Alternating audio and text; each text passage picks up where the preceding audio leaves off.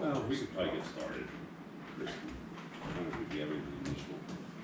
So, call the meeting of the Fire Police Committee to order. And roll call, please. Bill Jenks. Here. Fred Noble. Here. Ron Stanko. Fred Levering. Here. And Keith Durr will be absent. Okay. Are there any public comments? Yes. Yes, sir. Gregory Kutajerski, 41 Carson Road. The camera is on, the road is running. Speak up. Speak up. For those who don't know me, Gregory Kutajerski, 41 Carson Road. My public comment will be about the agenda of this committee incorporated, sorry, not the agenda, the minutes of this committee incorporated into the October 10th minutes of the Borough Council. It is missing the event of historic proportion when our police department acknowledged something wrongdoing and promised not to do it again. What are you So talking the about? episode when we discussed the police department, which allowed the car staying in no parking zone at 47 Carson Road, is missing in the minutes of that committee meeting. So, looks like it is again something related to the corruption of our borough council, of our borough committee. And I don't think you forget, you Mr. Jenkins, forgot about it. I think you remember this meeting, remember this event, and you did object that it is missing in the minutes. So, why? Thank you. Thank you. Are there any other public comments? Seeing none, we'll move on. Fire Department. Good afternoon, everyone. For the month of November to date, there have been 141 responses consisting of 16 fires, 38 motor vehicle accidents, 37 QRS medical, 22 hazardous conditions, 25 alarm activations, 1 fire police call, and 2 smoke detector calls. Total response in the borough 101, in Spring Township 18, and outside of the borough 22. 88 overlapping calls. Fire damage for the month will probably be an estimate of about $50,000. I don't have that yet. And a potential saved property of 175 to 200,000. Average turnout per incident was 4.9 so far. We had 24 volunteer responses, and to date we have 1,704 calls. For the expanded report of October, there was 236 responses system-wide. Wyomissing responded to 152 of those, and out of those, 94 were in Wyomissing Borough. Gave aid 44 times, received aid 46 times. There were 62 overlapping calls, broken down between 28 with Spring and Wyomissing, 7 with Wyomissing, and 27 with Spring. Our average dispatch to en route time was 1 minute 55 seconds. Dispatch to on scene 6 minutes 25 seconds. And our average on scene time was 16 minutes and 26 seconds. Busiest day of the week for October was Thursday with 45 incidents. Busiest hour for October, 4 p.m. to 5 p.m. with 21 incidents, and no Narcan administration.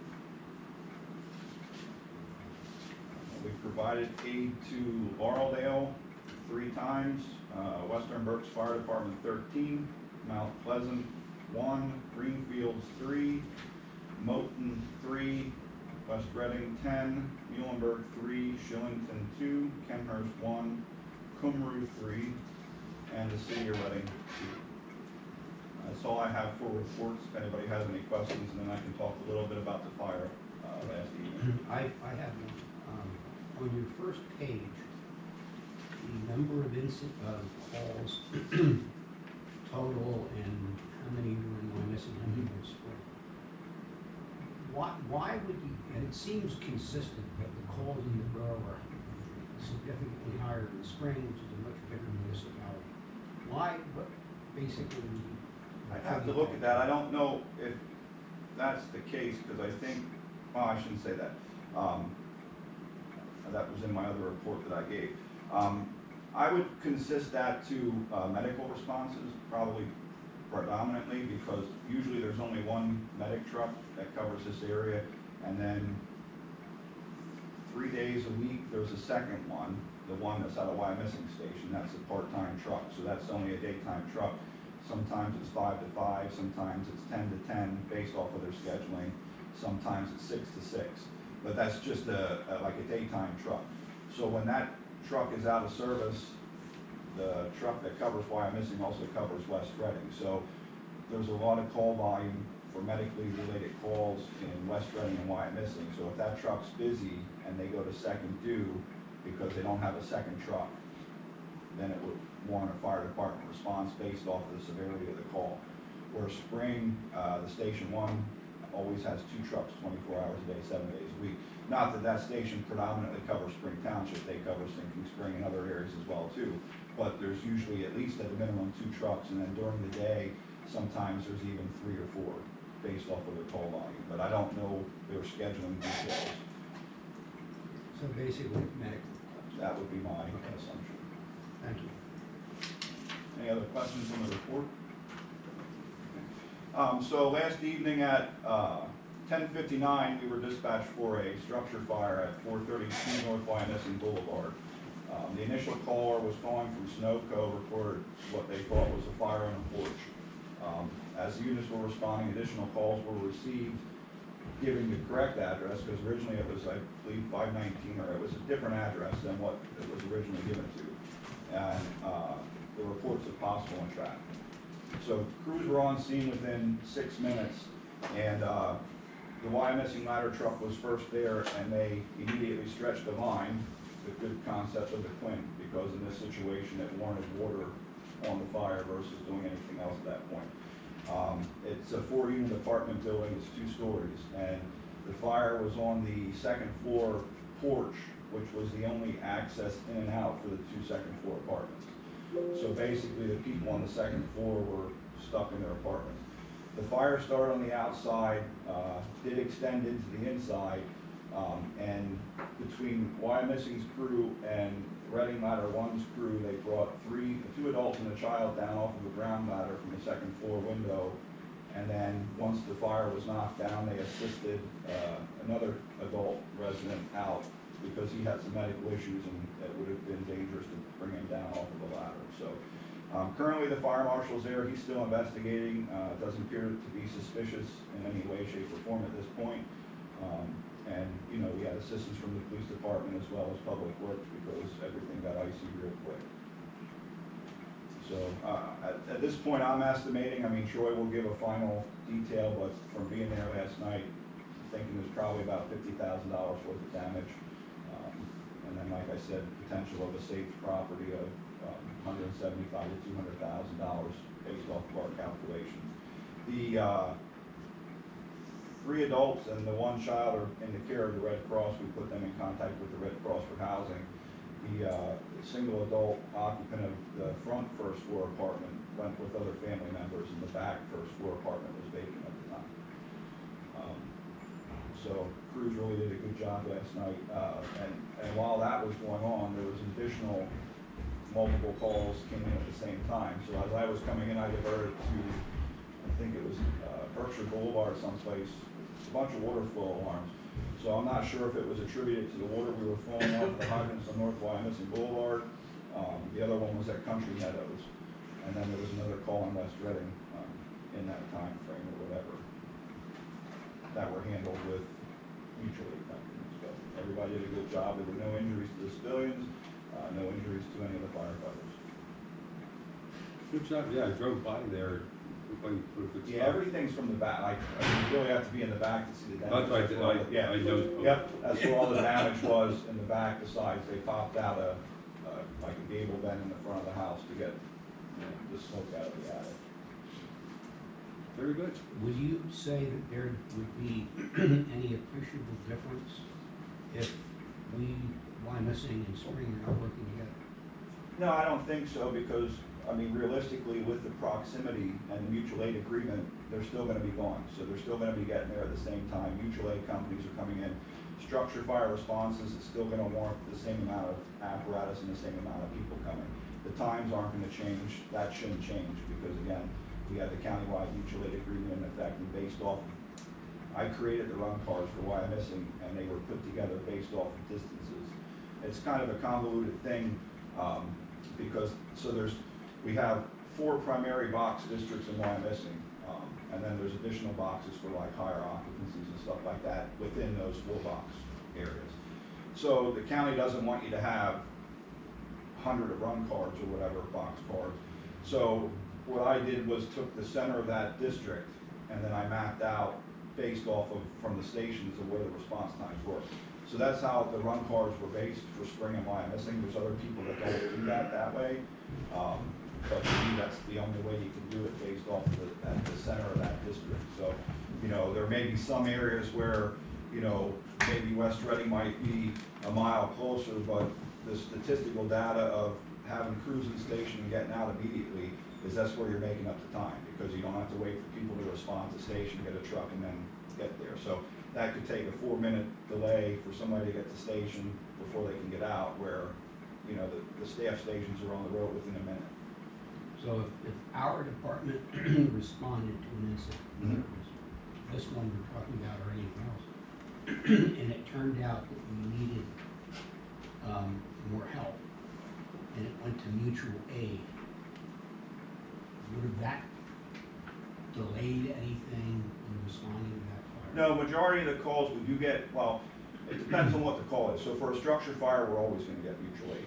So we're gonna get a ladder and an engine, a ladder from Wyomissing, an engine from Spring, and we're gonna get 3 additional engines from mutual aid, and an additional ladder from somebody else, and then a different company that just does firefighter safety in case a firefighter gets trapped. If it's just like a residential fire alarm or gas leak in the borough, it would be ladder 79 and engine 85, an engine from Spring. If it's a commercial property, it would add an additional engine in, which may be West Reading, it could be Kenhurst, it could be the city of Reading, based off of the geographical location of the incident. A single piece response is currently right now would just be a motor vehicle accident without entrapment. Medical calls, brush fires, wires down, something like that. But between the both municipalities, the way the run cars were set up, anything that's greater than those responses is gonna at least have 2 or more pieces of apparatus. So in going for operating as separate things, is there any wisdom to creating at least a mutual thing where we go, you go, both go, in spite of the run cards and everything else? Yes, mine, again, I don't, you know, depending on who comes in here as chief, they would, you know, with Borough Council's blessing, be able to create the run cards or determine what they are. My run cards for Spring Township won't change, because I rely on, I got 3 guys, 4 guys, potentially towards the end of 2024, because with our hiring process. So if you only have 3 or 4 people, you can't do a whole lot with that, if it's anything more than just like a motor vehicle accident or something like that, a brush fire. So yes, Wyomissing does run those calls as I specified, same as Wyomissing, we run to Wyomissing for those, Wyomissing runs to us for them as well too. So I'm not changing that, because again, everything's based off of distance. It's based off of distance, it's based off the fact that the station's staffed, and it's based off of the fact that there's 3 or 4 people on the one shift down here of personnel that are gonna be on the road immediately. And those people are qualified. So I know what I'm getting. I don't necessarily know that with the volunteer system, because I don't know what their policies and procedures are, or whether or not they're following what the NFPA standard recommends. You know, we require that you have to have a minimum of firefighter 1 to be an interior certified firefighter. Firefighter 1's, if you look at the firefighting 1 and firefighter 2, it's based like an apprenticeship program. Firefighter 1, you would be an apprentice, but you've got the training, you took a certification written test, you did physical skills to show competency. Firefighter 2 would be the mastery level of that, like if you were a plumber, you know, thinking of it from that way, from a trade. So that's what our standard is currently at both stations. So we do have people at Spring that aren't firefighter one, they're exterior only, they can only do certain things. But so our initial piece is gonna go with staffed people. In an incident like last night, it's gonna be a long duration of a call. We backstaff with paid staffing if we can't get volunteers in. So we had one guy come in from Wyomissing last night, and we had a couple guys come into Spring, because again, my concern is people are paying the tax for our services if we're committed someplace, whether it's in the borough or someplace else, and it's gonna be for a long duration. We still need somebody to be able to respond within that minute and get on scene within that 7-minute window that we'd like to try and meet. You're welcome. Yeah, and just to, highlight what Colin said, whoever comes in as chief, I'm sure we will not be reinventing the wheel. I think the way the run cards are set up now work very well. And we rely on the city of Reading. I mean, we're fortunate enough that we're close, or the city of Reading is close to us. So most likely on a structure fire, predominantly any place in the borough, we're gonna at least get one piece from the city, either a ladder or an engine, based off of the distance. So there again, we're gonna have 2 trained, competent people, and they also send a chief with as well too. So last night, Rick, the deputy chief was in command, and then the city of Reading chief ended up doing operations because the guys on the truck were actually all working.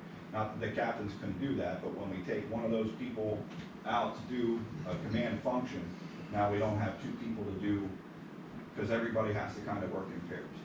So we always try and maintain that status quo to have stuff. And, I'm coming in, but I'm about 10 minutes away. So, but again, there were additional calls that I was gonna pass in the meantime that we had, because at that point, staffing hadn't gotten to the station yet, so we had mutual aid companies coming in for the other calls. So I kind of handled those in the meantime on my way to the other fire. Well, I don't mean to belabor it, but my point, I think, obviously, to all of you, is we had separate operations, we combined, for all the obvious reasons. Now we're gonna go back to separate, and I wanna make sure that we can tell our residents and the Spring residents that nothing's gonna be degraded by going back to. Yeah, like I said, I can stand firm on that for Spring Township. At the end of the day, what I'll say in a public meeting is the right thing to do is merge. Now is not the right time. I'd be more than happy to talk to you personally outside of the meeting, like I did with Michelle, to express, the concerns and kind of why we're at the roads that we're at. Okay. Okay, anything else for the chief? Thank you, Colin. Thank you. On that, you'll see in the agenda is review and discuss the fire chief's job description. Do you have anything, or you just want me to? I think the only thing I want to add, everybody here should have gotten a copy of this. The one area we're still really looking for input on is potentially education and experience. Colin gave me a lot of good information there, just didn't know if anybody else had anything to add. And under the work environment, maybe some more specifics as to, yeah, outside of the obvious. I didn't think of that. I mean, I think if you cite in there, basically following the NFPA 1582 standard, and I can actually send you a whole copy of the standard, because we have a subscription to the NFPA catalog or whatever. But that, and I think it was in our job description, and I apologize because it's just been a mess right now with personal stuff. But I think that's in our job, like my current job description for the fire chief. So that addresses like the hot, cold, damp, sweaty, Yeah. May need to pull a hose, may need to climb a ladder. Realistically, a chief's probably not gonna do that, but they really should be competent, again, to be able to do that. If my envisionment is, if I'm gonna require my personnel to do something, I need to be trained to be able to do that same thing if need be, if push comes to shove, and that's what I have to do. So the NFPA 1582 is a national standard that should potentially be followed, so that should kind of identify those bullet points in there. Okay, if you can get me that, unless anybody else has anything to add. Are any of the Are any of the things in this description, would any of the things in the description preclude any of our current staff to be promoted? I don't believe so. Yeah, I think because So nobody would. I think It there's certainly, a- It doesn't have to be all, but no, as no, long as well, we got. it precludes some, but not all. Yeah. I think there's a clause in there too that I think the county. We reserve the right to Correct, basically waive any of these requirements if we Based feel off a of- candidate has other experience that qualifies them for the position. correct. All right. Yeah, just this, yeah. You want to go? Well, I just wanted to say, and I know Melissa had sent that out yesterday to get comments back to me. Michelle and myself are meeting with Colin Friday morning at 9 o'clock to review this. Hopefully we can put, enough that we can present this to personnel to get their blessing so we can get this advertised. I don't wanna, I want this to go out, be advertised no later than January. Is my personal thought on this. But we're gonna, we're gonna just, try to pinpoint and finalize a bunch of this stuff, Friday morning at our meeting.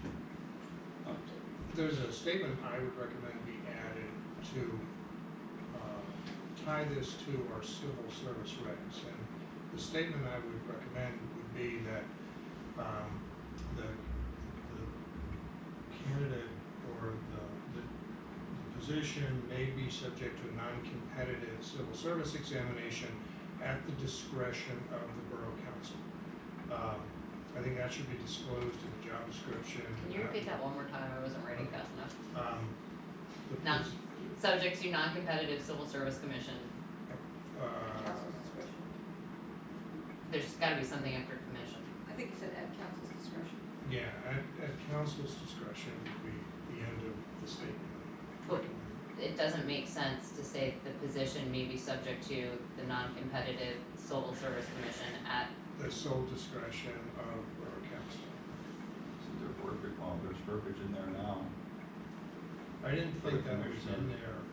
there. That I thought if they were excluded from, so it is covered in the rules and regulations, that it's basically no different than the police chief position, that it's at the discretion of council.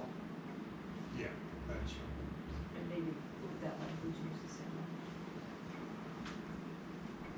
Ron, you had a question? Yeah, I have a question which kind of goes back to our friends on the other side of the aisle here, the police department, and the issues we've had with regard to personnel and issues involving people in that area, the police department. I know that there's something going on with rehashing how we do our disciplinary process at the police department, but I don't know specifics, but I think there should be something in here that says the fire chief is responsible for, It is. for annually providing a review of their performance so that the individual has it, and if there's disciplinary actions to be taken, it's met out by the fire chief, and it's all there for everyone to read if we have to. There's a file for every single fireman, and every month, every year, he has to sit down with the chief and go through a list. Now, there's no list here, there may be some item, I didn't see the specifics, but if you really go through the checklist of all the responsibilities, you can determine whether they're good at this, not so good at this, you didn't do that, you didn't do this, and that should be done annually. So you have Right that. there, and under the human resource section. Where is it? Yeah. It's not, it's all of these bullet points Yeah, combined. it's under human well, it resources. says ensures all and does all, but it doesn't tell you what it Okay, is. so are you we're- asking that it change to put direction and annual evaluation? Is that what you want? No, Or I- annual put in there? I'm asking that if this is gonna be his job description, Her, his or her. or is, whatever the job description is, should include a copy of that evaluation, so he knows what he has to do and when he has to do it, not just put some gobbledygook in there that he's gonna read. There's 22 pages here that he has to digest. That's a specific, it takes a lot of work on the part of the chief to set up these evaluations, to go through them, and not just blow through them, so that in 2 years, when you have a problem, you can't find the evaluation, you don't know what it said, you don't know what the review was, you don't know when the officer signed it. Well, do we have something in the, you know, I know you're working diligently with the employee handbooks. Does that goes for fire? No? I mean, it because of applies to union? the fire department, but there's nothing in there about annual performance reviews. Well, it's kind of if you want to do it right, you should have a chain of command. And the chain of command should include a review of all the personnel at a specific time every year so they can expect to get their evaluation. And they can look at it and say, hey, I did pretty well. And if the chief doesn't think they did well, then here's where you can improve. And you tell that. I mean, I'll be more than happy to provide copies of the evaluations done in the Department of State in Pennsylvania, which is arduous. You go through it. There's 9 or 10 different areas, blocks you can check off, and you actually spend a lot of time with someone. Because if they want to be in this job forever and they want to get promoted, you have to have some basis to do it. And just having some, you should do this. Well, I agree. It's just like, you know, the way I look at it is every other department, if we expect the employees in those departments to improve, then the supervisor has to tell them, hey, you're doing good, but you need to focus more on attention to this area. Because if we don't do that, then how do we expect our employees to better themselves? Right. My 2 cents is it wouldn't necessarily need to be in the job description. I think you capture that under ensures the appropriate disciplinary actions. However, if that's something that you would want to do, and we just, in the class that the borough provided, the management class, that was one of the topics that we did, evaluations and the full 360 evaluations where the peers evaluate the supervisor as well too. We stopped doing that. It's one of the things that's on my list, but again, it's time consuming, like was stated. So if you have 21 employees and you're going to spend 2 to 3 hours to do an evaluation appropriately and make sure that it's objective and it's not just, you know, you're not just checking the boxes. But when we went union, we used to get evaluations every year. That was what our pay raise was based off of. And then once we went union, they stopped that. So the only people that, like I do evaluations on the fire Troy and the full-time inspector and the part-time inspector, and then the township manager does a evaluation on me. And they just changed that this year that you do your own evaluation as well too, and that gets sent in or whatever, and it spells all that stuff out. So I think that could be I don't necessarily know that it needs to be in the job description because that would fall under human resources, but then the borough could make that policy, or in our SOPs that it identifies there are rules and regulations that, you know, you will, starting at this date, everybody gets an annual evaluation. Let's, you know, put that down, and I wrote it down we're gonna talk about that on Friday morning. I'll But drop off. you bring up a good point. I'll drop off a copy of the evaluation that's done, that you guys can look at and see if it makes any sense. Makes sense on paper, it doesn't make sense because you have to spend a lot of time doing it, but we should at least look at it and say, you know, that's pretty important, it sounds pretty good, but we want to do it, so we don't have to do it, but at least you'll see it, and you can tell whether you want to do it. Hey, if we can put this to bed Friday morning and get it typed up and, you know, can I get a motion that, once this is done, we can move this on to personnel so we just keep everything going? We do in December, December. We do. and we'll need it. You wanna make that motion? Yeah, We'll start at 9. So what's the motion? That we pass this on to personnel to review and recommend the council at the December meeting. All right, we just have to do it, right? We gotta do it, we gotta get going on this. Okay. Yeah. Motion and second, all those in favor? Aye. Opposed? The ayes have it. Anything else for Colin? Thank you, Colin. Thank you. Okay, moving on, Tony was not able to make it here today, he's at a conference. You know, he gets his. he gets his money and he leaves, yeah. He's gone. I want that in minutes. Welcome to Cleveland, right? His deputy's No, assistant. I'll call him and tell him. Okay, No, I think we have any, you know, it's pretty self-explanatory that, you know, One Narcan, that hasn't One been there Narcan. for a while. And going back to the mayor's question, so you can see, so those are just 249 responses for the borough alone, West, Wyomissing, that doesn't include West Reading. So when you drop that second truck, you know, or it's only in 3 days a week based off of their schedules, because they have all kinds of different schedules. And it's based off of their peak hours, peak days, that's how they base their scheduling off of. So once that second truck drops or it's not in service, you know, 249 incidents, there's a lot, you know, a lot going on there. And it takes a little bit of time to get to the hospital, drop the patient off, get cleaned up and restocked and get back out again. okay.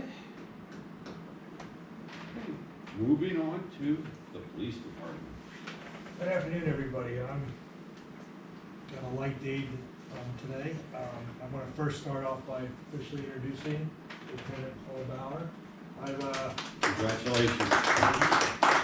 I've asked him to come to these meetings with me, so that way he kind of gets familiar with what's going on, and then if there's days where I'm on vacation or sick or something like that, he'll be able to step right in and know what he has to do.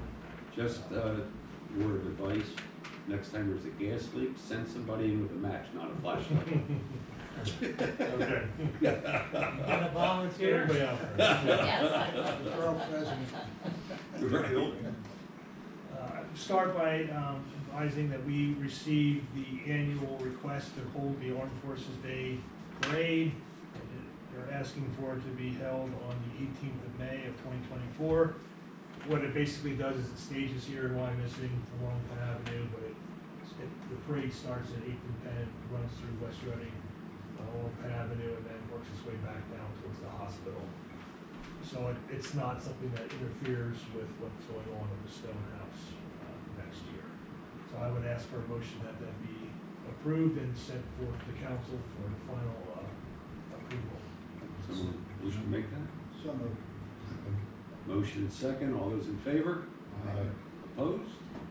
The ayes have it. At our last meeting, there was a request about the Stonehouse and the closure, and I penned a letter to those organizations that typically hold their events. On the screen is a copy of the letter that I had sent out to those organizations, so I just wanted you to be aware that that had been done. And finally, I just, Chief, how many organizations received this letter? Do you have any idea?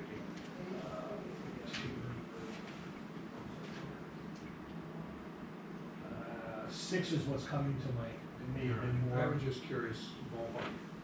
around there. Did anybody scream, oh my God? I didn't hear anything from anybody. I sent it out via email to the organizers of the events from 23, and I didn't hear anything from anybody, but it was sent out. Thank you. Was that signed by your lieutenant or did you sign? Well, that was my signature. My name was on there. He wasn't the lieutenant yet at that point. But, so that's all I really had, except for, as far as the promotions go, with the civil service rules, with the drug testing and the psychologicals that need to be done. The drug testing has been done by all 3, Lieutenant Bauer and the 2 rode the sergeant. That came, their results are back in and they were all fine, no issues. The psychologicals which need to be done are scheduled for this coming Monday, I guess December 4th. So I should know verbally shortly after that everything's okay. So everything there is progress in those 2 aspects. And that's all I have. Very good. Any questions for the chief or the lieutenant? Okay, thank you. I do The guy who ran the parade, One you don't question. have him. The guy in the bird. Oh, no, Right. no. The naked guy? Yeah. We had a parade. Chief, Gotta be mad.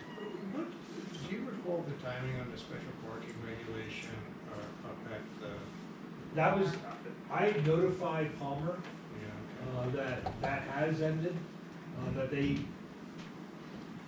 they can't park in the no parking areas, but if they have to, when there's street parking that they can park on.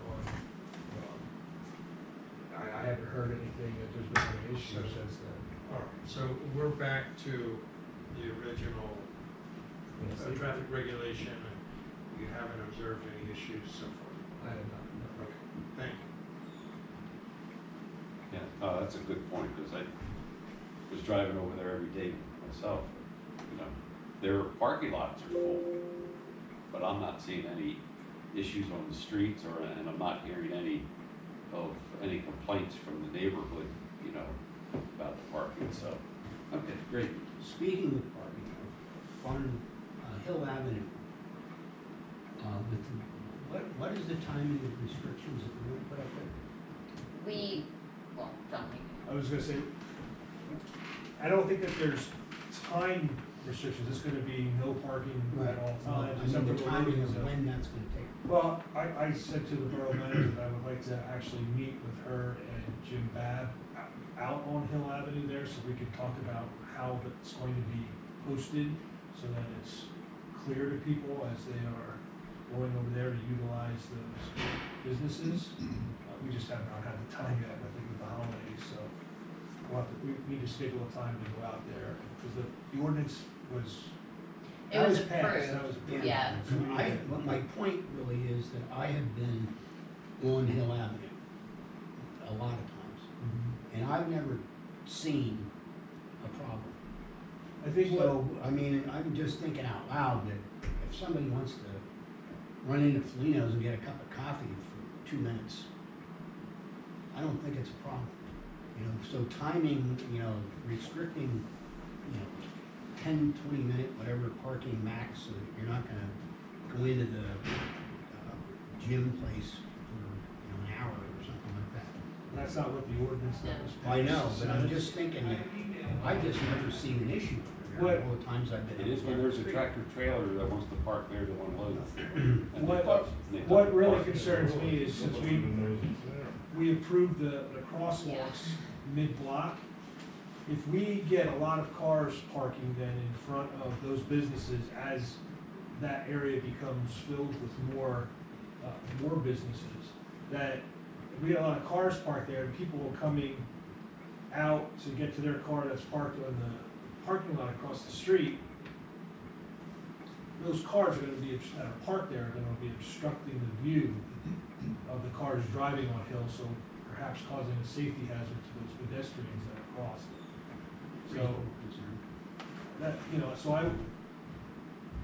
I understand why the no parking on that side. I just think that because there's gonna be loading zones at each end of that block, we need to really make it clear how we actually get it posted, so that everybody knows where they're allowed to park and where they're not allowed to park. It got jammed up the other week, I witnessed. The construction that's going on, you see a lot of the crews doing the work in there, that's what we see there right now. There was a food delivery being made, so there was a, you know, a box truck that was parked there and double parked.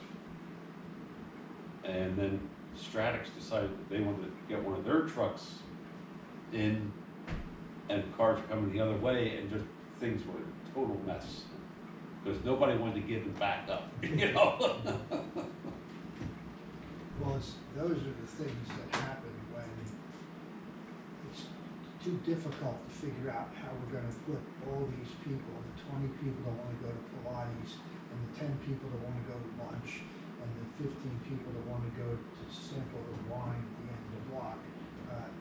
It wouldn't have taken a rocket scientist to figure out that there's gonna be a lot of traffic there. And where are you gonna put people? So if you don't put parking up there, then they're gonna park. And there'll be 20 people in the parking spaces and the rest will be looking around. So there's no solution to this other than walk from Wawa and go buy a beer at Felino's or whatever. But you can't really figure it out. There's no sensible way to have box trucks, 3 of them at the same time. You can't say no more than 1 box truck a week. It's impossible. So if you give that to somebody, you'll never find an answer. You'll be working on it for a year. Well, I think that's why having the 2 loading zones at each end of the block, hopefully that helps. We just got to get it posted and everything. Yeah, so- can you imagine the loading zone at the end of the block and the stuff he has to deliver is the other end of the block? There's 2. Is there anything else for, police department? Okay, West Side Emergency Management. Okay, couple of reminder here to start with. The class for elected officials is that January 31st next year. So those of you who have not attended before, you might want to attend. It's good information, lets you know what goes on with emergency management, and there's always some questions about that stuff, and they will answer a lot, which I can answer them too. If you want me to clarify anything that they bring up, We we can should do that. let the incoming council members know. Already working on it. I have a meeting with them on Friday. And of course, as always, ongoing for, listed here, admin, public works, fire, police, fire and police, the NIMS and the ICS certifications, and my recommendation is 100 and 700 for everyone, and as we kind of go up the ladder with responsibility, should probably have 200, 800, maybe at least 300. 400 is one of those mega things that California has, like 4 giant forest fires going on at one time, and that's where kind of the 400 level thing comes in, and so I'm counting on the fact that we won't have 4 major forest fires at one time, but I don't think that one's quite as necessary. 300 could benefit those at the top of the administration. So you said 200, 300, and 800 for, 200 and 800 for like, I'm talking maybe sergeants and lieutenants. And 300 is a good one, but it's a 3-day course. You can't do that Class. online. So What's that's- that? That's not online, the other ones, Yeah, with right. the exception of 3 and 300 4. is, you gotta show up personally for that. The others are online, and they can take them anytime. The other thing is, I've met with, Raphael down at, Reading Hospital, he is actually the Tower Health Emergency Management guy. Works obviously closely with Reading Hospital down here and all their satellite locations, and we finally meet with him. He's, certainly willing to cooperate in any way possible if we need him for anything, equipment-wise, personnel. He seems like he'll be fine. It's just that he has the whole thing to take care of, not just the hospital. Not, meaning this part down here. He does have some kind of, I'll call them branch managers, for lack of a better word, or deputies, who work with some of the other places, like the rehab place and some of the others. So, he's fine, and, we got a good face-to-face there with him.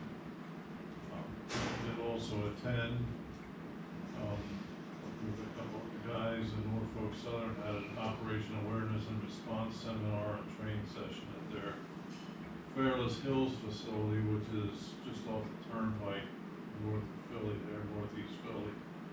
And, it was very, very good. Our local guy, Scott Gould, did most of the class, instruction, but they had lots of stuff there to take a look at to see how it all works and what they do, and again, made some good face-to-face contact there.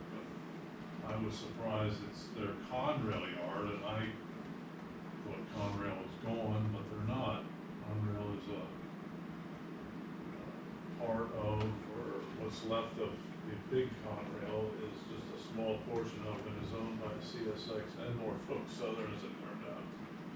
So we used their facility. It was well done, and it was a good, nice session. So those are the things I have, unless you guys have any questions. I'd like to have, again, like we did before, like a little open house, maybe sometime at the beginning of the year for anyone that comes. I certainly would bring recommend any new officials, not just from Wyomissing, but the others. I'll send a note out when we get a good date for that. I think that's helpful to show where we go, or what we're doing, and we can set up some of that stuff. So that's it, unless anybody has a question. Any questions for Tom? Thank you. Okay. Is there any old business for the committee today? Hearing none. Any new business? Hearing none, we don't have anything for executive session, so I'll entertain a motion to adjourn. So moved. Motion, second, all those in favor? Opposed? Thank you, one and all.